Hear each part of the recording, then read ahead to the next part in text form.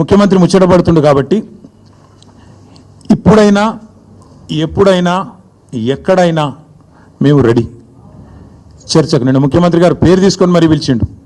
కేసీఆర్ వస్తాడా, కేటీఆర్ వస్తాడా, రాండ్రి అన్నాడు. నీకు కేసీఆర్ అంత లేదు కానీ మేము చాలు నీకు వస్తాం, మీరు ఎక్కడ పెడతారో పెట్టండి వస్తాం.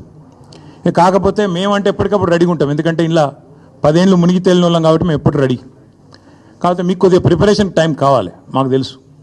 ఎందుకంటే మీ మంత్రులు గతంలో కూడా మేము శాసనసభలో మీరు ప్రతిపక్షంలో ఉన్నప్పుడు కూడా చర్చ పెడతామంటే మేము ప్రిపేర్ అయ్యి రాలేదండి అంటారు.